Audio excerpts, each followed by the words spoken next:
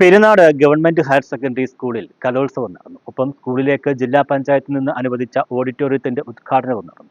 Perunad government higher secondary സ്കൂളിലെ കലോത്സവം ധ്വനി 2025 സ്കൂളിലേക്ക് ജില്ലാ പഞ്ചായത്തിൽ നിന്ന് അനുവദിച്ച ഓഡിറ്റോറിയത്തിന്റെ ഉദ്ഘാടനവും നടന്നു. കലോത്സവത്തിന്റെ ഉദ്ഘാടനം ജില്ലാ പഞ്ചായത്ത് അംഗം ബി ജയന്തി നിർവഹിച്ചു. എനിക്ക് ഡാൻസ് അറിയത്തില്ല, സ്പോർട്സ് ഒന്നും അല്ലാതുള്ള ഒരു കാര്യങ്ങളിലും എനിക്ക് വലിയ പ്രാവീണ്യമൊന്നും ഇല്ല എങ്കിലും എന്ത് പരിപാടി സ്കൂളിൽ വെച്ചാലും ഞാൻ അതിനെല്ലാം നേരെ പേര് കൊടുക്കും, ജയിച്ചാലും തോറ്റാലും. അപ്പം എന്നെ കൊണ്ടുള്ള ഒരു ശല്യം സ്കൂളുകാർക്ക് ശരിക്കും പറഞ്ഞാൽ വളരെ വലുതായിരുന്നു. PTA പ്രസിഡന്റ് മടത്തിൽ സുനിൽ അധ്യക്ഷത വഹിച്ചു. സ്കൂൾ പ്രിൻസിപ്പൽ ബിന്ദു സ്വാഗതം പറഞ്ഞു. SMC chairman Sunilkumar S, panchayat അംഗം Gopakumar, HM Ushakumari, staff secretary Girija തുടങ്ങിയവർ ആശംസകൾ അർപ്പിച്ചു. കൊല്ലം ജില്ലാ പഞ്ചായത്ത് സ്കൂളിനായി അനുവദിച്ച 55 ലക്ഷം രൂപ ചെലവാക്കിയാണ് ഓഡിറ്റോറിയം നിർമ്മിച്ചത്.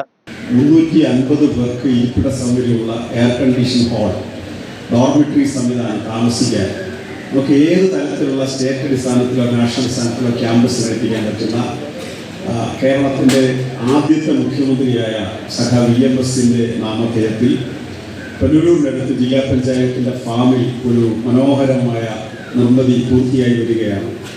അത് ഉദ്ഘാടനം ചെയ്യപ്പെടുന്നതോടുകൂടി ഏത് തരത്തിലുള്ള റെസിഡൻഷ്യൽ ക്യാമ്പും അവിടെ സാധ്യമാകുന്നു.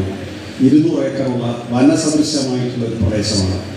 അതിൻ്റെ ഉദ്ഘാടനവും പൂർത്തീകരിക്കാൻ പോവുകയാണ്. ന്യൂസ് ബ്യൂറോ, കൊല്ലം.